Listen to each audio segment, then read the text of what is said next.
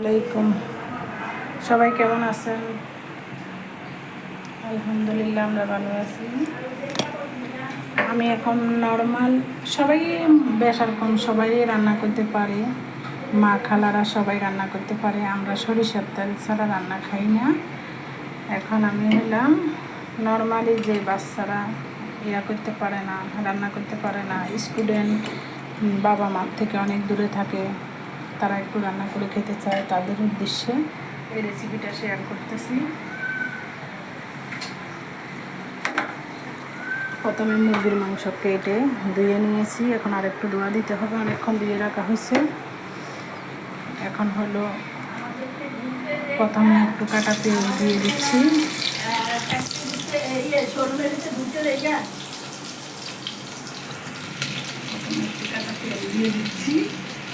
তারপরে গরম মশলা দিব,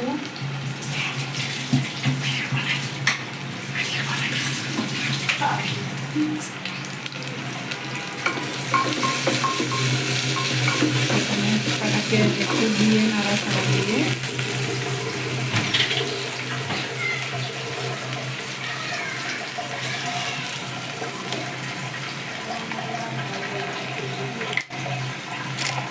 এখানে ভিতরে 2-3টে এলাচ,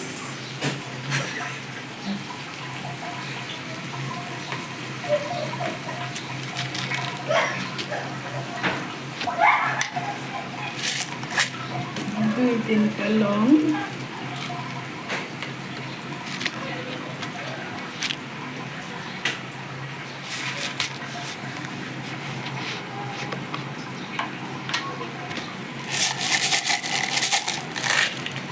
তিনটে গোলমরিচ দিয়ে ভালো করে নাড়াচাড়া করে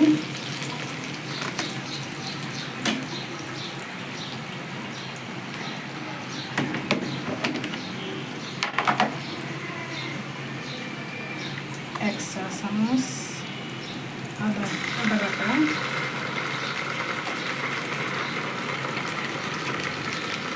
পেঁয়াজ বাটা 2 চা চামচ,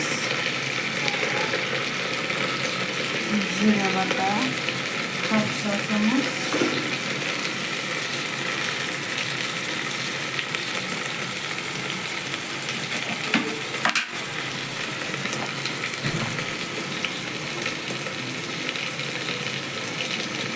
রসুন বাটা 1 চা চামচ,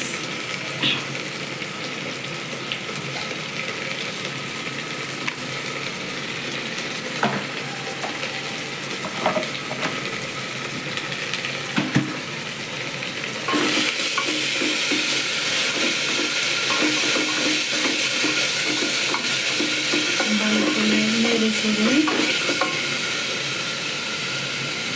সর্বপ্রথম মরিচটা যদি দেওয়া হয় তাহলে তরকারির কালার অনেক সুন্দর হয়। 1 চামচ মরিচ, ঝাল আপনাদের পছন্দ মতো, ঝালের পরিমাণ জল পছন্দ মতো দিতে হয়। আর 1 চা চামচ হলুদ গুঁড়া, লবণ পরিমাণ মতো।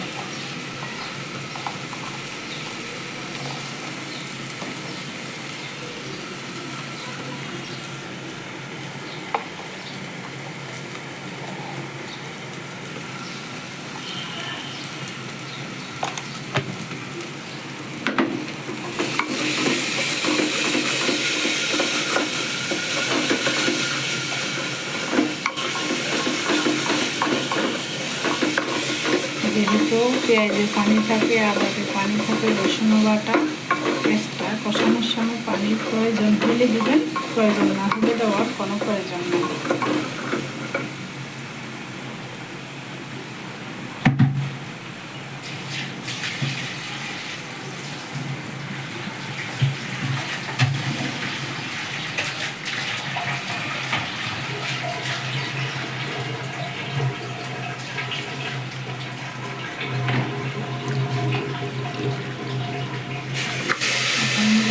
এগুলো দিয়ে দিলাম, এগুলো দিয়ে এগুলোর মাধ্যমে ভালো করে কষাইতে হবে। খুব যত বেশি কষানো হবে তত বেশি খাবার টেস্ট হবে। কষানোর উপরে হলো খাবারের টেস্ট।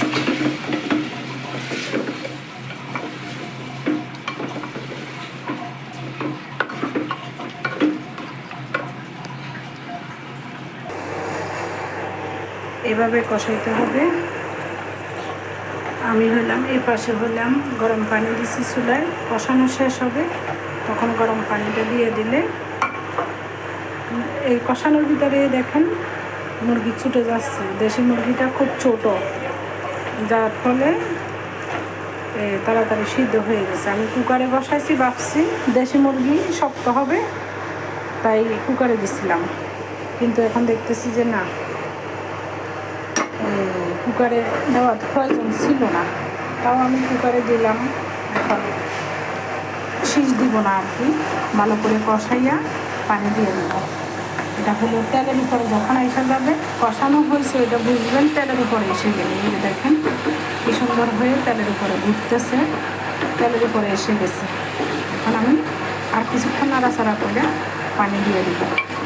পানি দিয়ে দিলে এটা কিছুক্ষণ দমে রাখা, নামানোর আগে 2 থেকে 3টে কাঁচামরিচ, যদি আপনারা কাঁচামরিচের ফ্লেভার পছন্দ করেন। আমি অনেক পছন্দ করি কাঁচামরিচের ফ্লেভারটা, ওই জন্য আমি দিই। এটা অপশনাল, আপনারা চাইলে দিতে পারেন, না চাইলে স্কিপ করতে পারেন।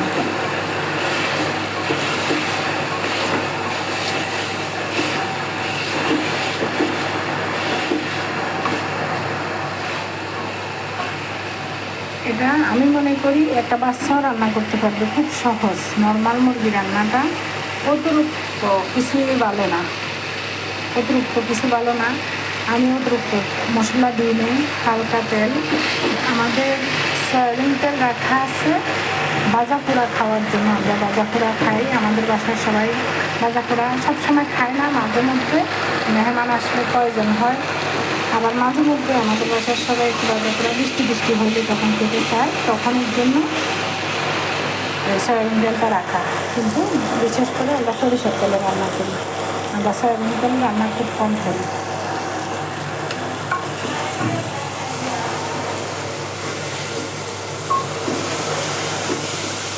এই যে আমার কষানো হয়ে গেছে, এখন পানি দিয়ে দিব পরিমাণ মতো।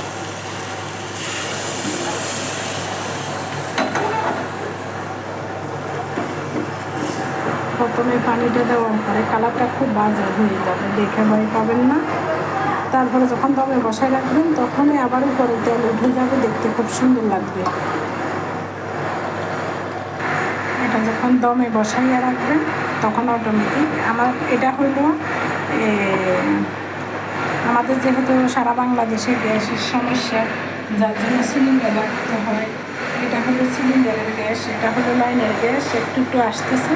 এখন আমি এটা থেকে ভালো করে করে ব্লক আসার পরে আমি এই চুলা নিয়ে আসবো, আইনা কিছুক্ষণ রেখে দিব।